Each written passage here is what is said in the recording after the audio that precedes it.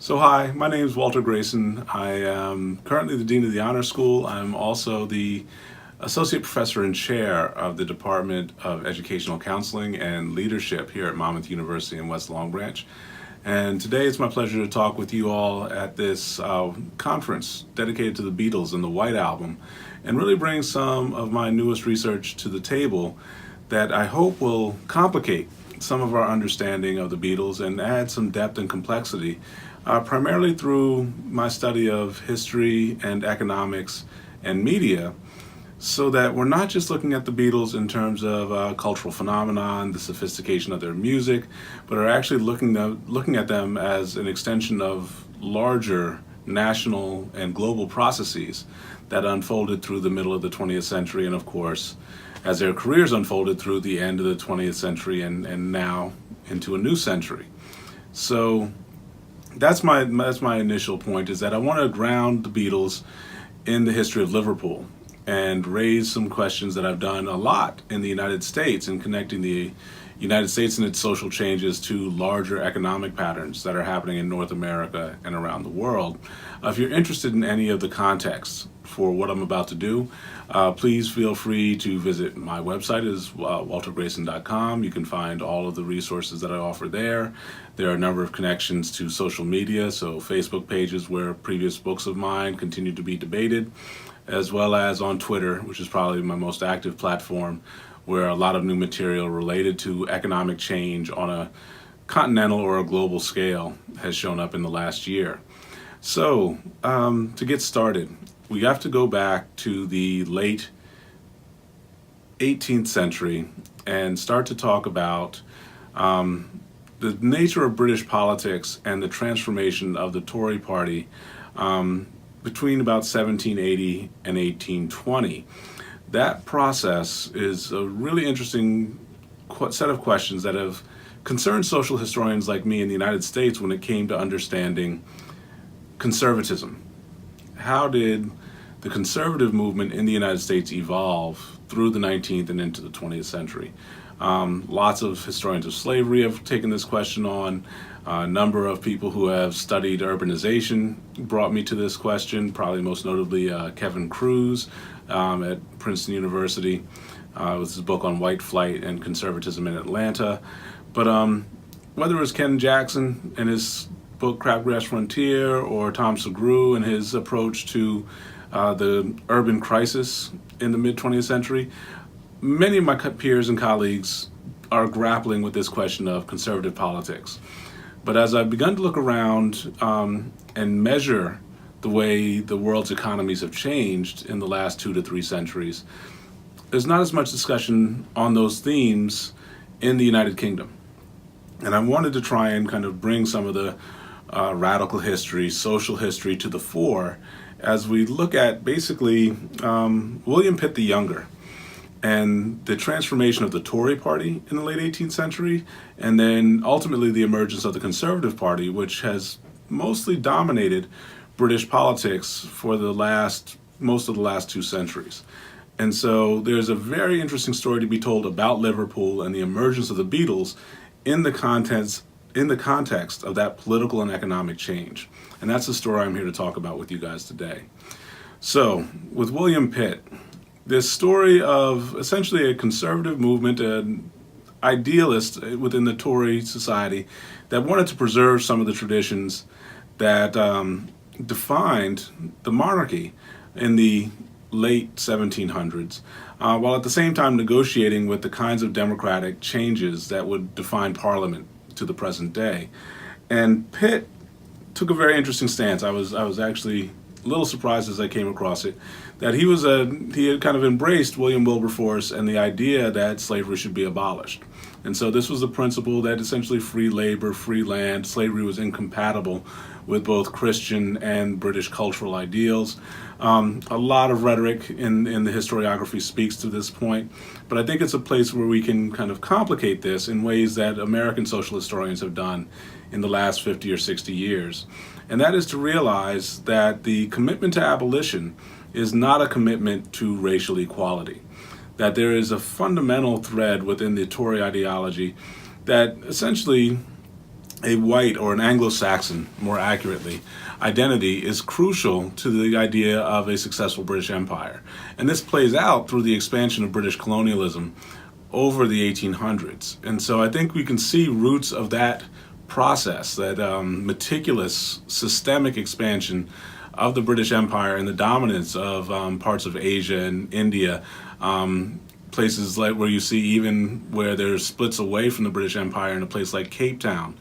Those trends, those tendencies are still deeply rooted in senses of racial inequality, despite ostensibly claiming that slavery is a moral wrong or an abomination. And so I start with that story about Pitt because it's actually seated in Liverpool. It was that part of the world, that part of Great Britain, that was most deeply impacted by the slave trade. Liverpool, more than any other place in the United Kingdom, was thoroughly transformed by the trade in Africans in the 15th, 16th, and 17th centuries. And that process of maintaining a global slave trade immeasurably enriched that city. As I went back and looked at the comparative analysis of the Atlantic slave trade, in some ways in a more sophisticated way than Sven Beckert has done with his Empire of Cotton, but looking at just the infrastructure impact in Liverpool of managing the transatlantic slave trade, you see what is one of the dominant metropolises of the early 19th century. This is what Philadelphia aspires to become, an extension of what Charleston would like to be in the United States. In contemporary terms, the way we look at a place like New York or Chicago or San Francisco, this is what Liverpool was at the point of the early 1800s. At the end of Pitt's career, Liverpool was a dominant trading center with global connections to all parts of Asia, India, Africa, and the New World. And that transformation made it, in today's terms, essentially like a $20 billion city, a major thriving economic complex. And so those two things are linked. The fact that the conservatism allowed for the abolition of slavery and the promotion of a free labor market enabled the creation of a really thriving international commercial market that then also reinforced the principles of white supremacy and Anglo-Saxonism that prevented more democratic institutions from forming.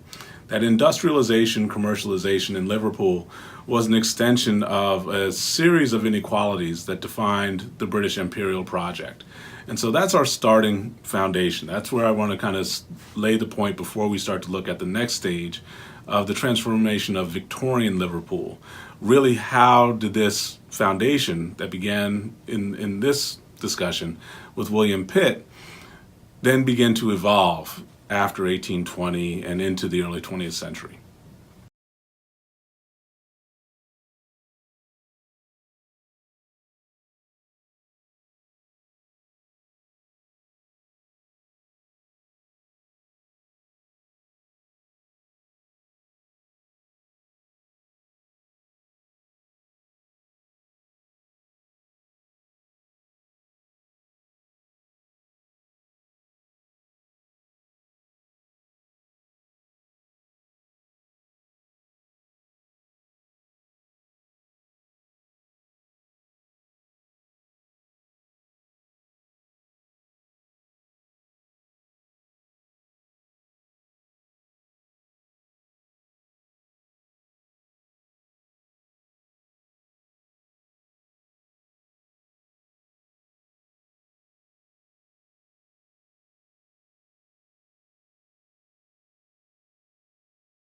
So the second piece, when we look at Victorian Liverpool, you have to really understand that, again, Beckert really refers to this city as the most Confederate place in the world outside of the southern United States. Now, I might take some issue with that. There are some places that are really strongly supportive of the Confederacy, especially here in New Jersey, and especially right here in West Long Branch, where Monmouth University is. And so I think we tend to underestimate the Confederate sympathies of a lot of different places around the world. But Liverpool certainly is a major international center that would like to see the preservation of slavery because of its reliance on industrial cotton systems to make the entire profitability of its region continue to expand in the 1800s. So through the Victorian period, this is a tremendously successful formula. This makes this city a dominant world market, something that we tend to associate more with the 20th century. Liverpool really was the model for that. And this process continues to solidify, is that the political conservatism of the former Tories, now the Conservative Party, in the late 1800s, is deeply tied to the project of empire, and that project of empire is wedded to a very specific form of industrialization. That this kind of processing of textiles to kind of keep colonies reliant on the finished products that are coming out of and being traded through Liverpool, that becomes the standard of real wealth in the United Kingdom going into the 20th century. It's the heart of what makes the empire function. I mean, there are several other cities you can look at as well, as Manchester and of course London. These places are all thriving, booming centers. But Liverpool, because of its importance as a trade network, its port, its docks, the trading and customs centers, build up very rapidly, and those institutions sustain. And then really, you could even argue an early form of suburban sprawl begins to unfold in the 1880s and 1890s. And then in the 1920s, you begin to get the introduction of widespread automobile traffic. And so it makes it a real 20th century metropolis, one of the first in the world. Again, in this relationship to some of these cities in North America, kind of blazing the trail for what would raise the expectations of a stable yet dynamic economic system. This all comes to a halt with the Second World War.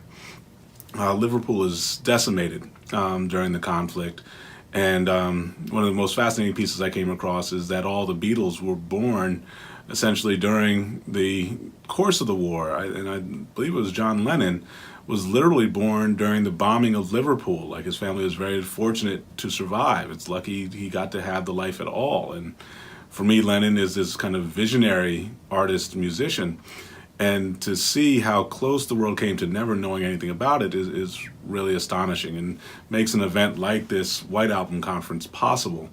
So that moment when really the British Empire begins to come to an end, and the systems of neo-colonial free market expansion led by the United States, led by American-style capitalism, begins to transform Liverpool in ways that are very similar to what many of my colleagues and I have documented when it comes to places like Pittsburgh or Detroit, or closer to home here in New Jersey, Newark and Camden.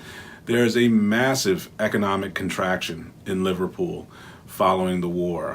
The devastation of having been bombed repeatedly, the thousands of dead that there have to be mourned, in the society that has to be reconstructed. The Beatles grow up in a world that's been shattered. And the depth of that impact, I think, is something we can talk a lot more about going forward. By the time you see them begin to craft their music and build the sound that I guess you can argue culminates in the White Album, I think we have to account for some of the class forces, the social forces of the economic experience that drove them to embrace rock and roll, that allowed them to find a voice that let them resist some of the roots of tradition, these kinds of conservative party, traditional banking and industrialist politics that I think the Beatles, for the most part, reject through the 60s and early 70s, and especially Lennon. And so that's one thing I think we can have a lot more conversation about, is the collapse of industry, the end of empire in the United Kingdom, and how it drives these young men to embrace rock and roll as a way not just to survive, but ultimately to redefine how they see their world. And it has a dramatic impact on Liverpool itself, in that in the last phase of this particular talk, I want to emphasize the recovery in Liverpool and the relationship of the Beatles as a global, iconic musical force doesn't replace but transforms the framework of what Liverpool imagines itself as. Coming through a really depressive period in the 70s and 80s, where I guess it was in the mid-50s, Labour took over local politics. The next generation following that in the mid-70s became extraordinarily militant and fought tooth and nail against Margaret Thatcher and the kinds of conservative ascendancy that we see in the late 70s and early 80s. Those decades were really difficult for the city of Liverpool, and it was following some of the kind of inspiration that the Beatles offered as artists that actually began to help the city transform itself by the end of the 20th century. So for the last piece of this reflection on the Beatles, I really want to talk about my entry point into dealing with the surreal and the racial in the context of segregation and slavery in the Atlantic world, which of course is a reference to Paul Gilroy's book, The Black Atlantic. And for all its strengths and the criticisms faced over the years, this kind of enduring principle has shaped the way a lot of the folks I read and I write with the most. Folks like Robin Kelly and the work that he's done talking about the Black imaginary. This work is where I situate my most recent books, things like Industrial Segregation and Cities Imagined, to talk about the impact of a musical form in transforming the consciousness of a people, which is essentially what the Beatles do. And it's not just their effect in the United States, it's their resonance around the world, which I think so many of the panelists will talk about here at the White Album Conference. But it's their intense effect on the city of Liverpool, the place that they came from. The Beatles become a bridge to a future that the people living in that city couldn't imagine prior to the emergence of this group, prior to the Beatles' success in taking music to a global audience and transforming the way that we build community around art and around the kind of cultural innovations that rock and roll offers. And so that's what struck me the most in reading about Liverpool's local history and the emergence of the militant party that really rejected not just the conservative orthodoxy, not just the liberal kind of coalition building that happened in the United Kingdom, but they also rejected labor as too conservative. The tensions with the Labor Party, even as it was out of power and in decline, the militants really stood up to kind of manifest a punk politics, a politics that called for radical redistribution of resources, extraordinary reinvestment that would prevent things like the flooding in Wales that destroyed a whole community in the 1940s and 1950s. Those processes, which have become the center of how we understand social history in the United States, processes of gentrification and displacement. What I write about is suburban erasure. How do suburbs wipe away rural communities where working and low-income families build their lives? These things are all happening in metropolitan Liverpool. And I think we can take them much more seriously, especially as Liverpool begins to reinvent itself kind of in the Beatles' image, as they attempt to see that, oh, it's not just a place that's tied into textile industries or traditional forms of global trade, that Liverpool can become a service economy, a digital economy. It has a global set of networks that let it produce entertainment products that can actually have extraordinary economic and cultural impact. That process is at the core of how we've imagined globalization, whether it's in the United States or it's in the United Kingdom or in Europe more broadly under the EU after the mid-1990s. That the idea of producing services, not just goods, skills and expertise that can be applied through digital media, like this video, to help teach people in places where they can't actually get physically together. That process of reimagining Liverpool reflects the way that the global economy had changed around it, and the Beatles are forerunners in this process. Their music shows that it's possible to share culture and inspire people across cultural and religious and linguistic boundaries in ways that make it possible for a city in decline like Liverpool to say, no, there's another way that we can join into this process. And that's really where we're at today here in West Long Branch, is New Jersey has gone through a very similar process as a state. The area here at the shore has had extraordinary kind of depression. Asbury Park has only recently, in the last 15 years, started to rebuild itself. Long Branch, just adjacent to this campus, just beginning to kind of recover on its shoreline. A lot of work that I do is in Red Bank, New Jersey, with the T. Thomas Fortune House, again, revitalizing a historically segregated community. But all of this relies on this sense of global cultural exchange and new knowledge, new information, new questions that emerge. And for me, that's the great joy of being a part of this conference, is that we can begin to open up new doors and share new information so that we can build better systems and better ways of governing that didn't exist in the 20th century. So again, I'm Walter Grayson. I'm here at Monmouth University, and it was a pleasure to share some of my work with you today. Thank you.